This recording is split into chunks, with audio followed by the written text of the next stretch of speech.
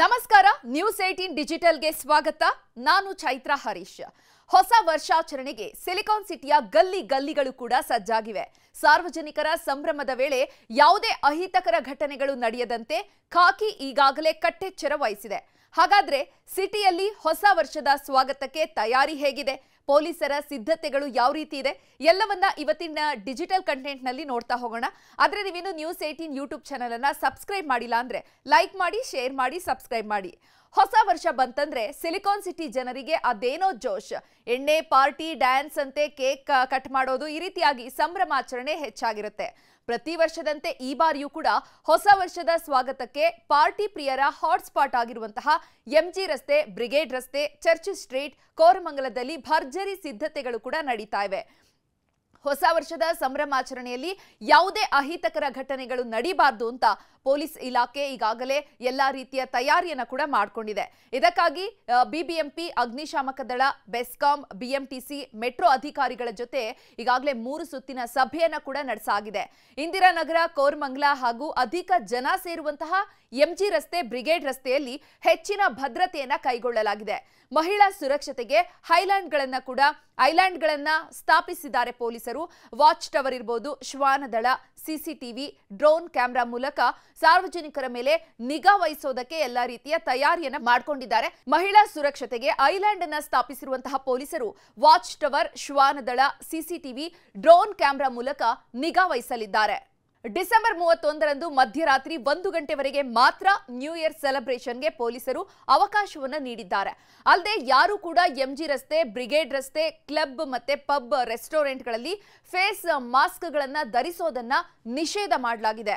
ನಗರದ ಎಲ್ಲ ಫ್ಲೈಓವರ್ಗಳು ಕೂಡ ಬಂದ್ ಆಗಲಿದೆ.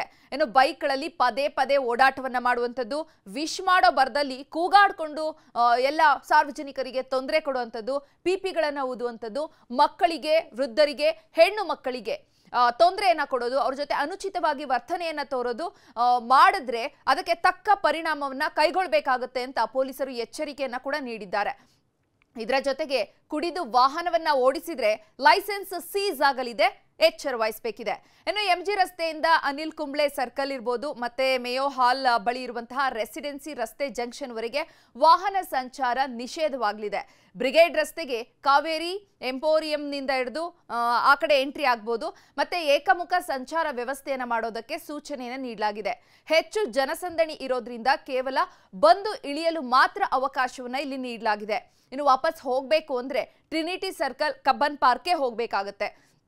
ಡಿಸೆಂಬರ್ 31ರ ರಾತ್ರಿ 8 ಗಂಟೆಯಿಂದ ಜನವರಿ 1ರ ಬೆಳಿಗ್ಗೆವರೆಗೂ ಕೂಡ ಸಂಚಾರವನ್ನ ಈ ಸ್ಥಳಗಳಲ್ಲಿ ನಿಷೇಧವನ್ನ ಮಾಡಲಾಗಿದೆ.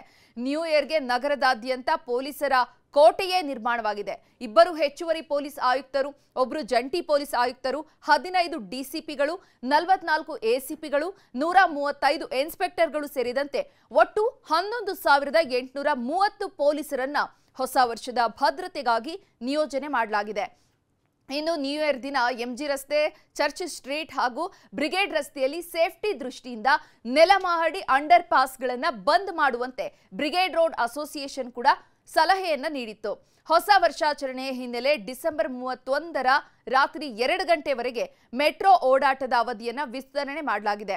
ಆದರೆ ಎಲ್ಲೇ ಹತ್ತಿ ನೀವು ಎಲ್ಲೇ ಮೆಟ್ರೋನಲ್ಲಿ ಇಳಿದ್ರೂ ಕೂಡ 50 ರೂಪಾಯಿನ ಪೇಪರ್ ಟಿಕೆಟ್ ಅನ್ನ ನಿಗದಿಪಡಿಸಲಾಗಿದೆ. ಆದರೆ ರಾತ್ರಿ 11 ಗಂಟೆ ನಂತರ ಎಂಜಿ ರಸ್ತೆ ಮೆಟ್ರೋ ಸ್ಟೇಷನ್ ಕೂಡ ಕ್ಲೋಸ್ ಆಗಲಿದೆ. ಇನ್ನು ಬೆಂಗಳೂರು ಮಾತ್ರವಲ್ಲ, ರಾಜ್ಯದ ಬೇರೆ ಜಿಲ್ಲೆಗಳಲ್ಲೂ ಕೂಡ ಹೊಸ ವರ್ಷಾಚರಣೆಯ ಮೇಲೆ ಪೊಲೀಸರು ಹದ್ದಿನ ಕಣ್ಣಿಟ್ಟಿದ್ದಾರೆ. ಯಾವುದೇ ಅಹಿತಕರ ಘಟನೆಗೆ ಕಾರಣವಾಗುವಂತಹ ವ್ಯಕ್ತಿ ಜೈಲು ಸೇರೋದಂತೂ ಫಿಕ್ಸ್ ಆಗಿದೆ.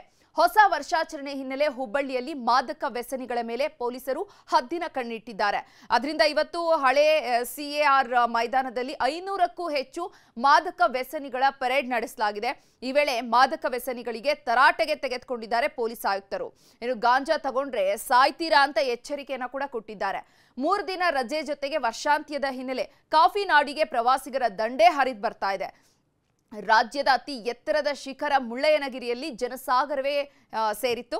ಚಿಕ್ಕಮಗಳೂರು ಜಿಲ್ಲೆಯ ಎಲ್ಲಾ ಪ್ರವಾಸಿ ತಾಣಗಳಲ್ಲೂ ಇದೇ ಪರಿಸ್ಥಿತಿ ನಿರ್ಮಾಣವಾಗಿದೆ. ರಸ್ತೆಗಳಲ್ಲಿ ಸಾಕಷ್ಟು ಟ್ರಾಫಿಕ್ ಜಾಮ್ ಕೂಡ ಉಂಟಾಗಿದೆ. ಇದರಿಂದಾಗಿ ಜನರು ಕೂಡ ಪರದಾಡುವಂತಹ ಸ್ಥಿತಿ ಇದೆ.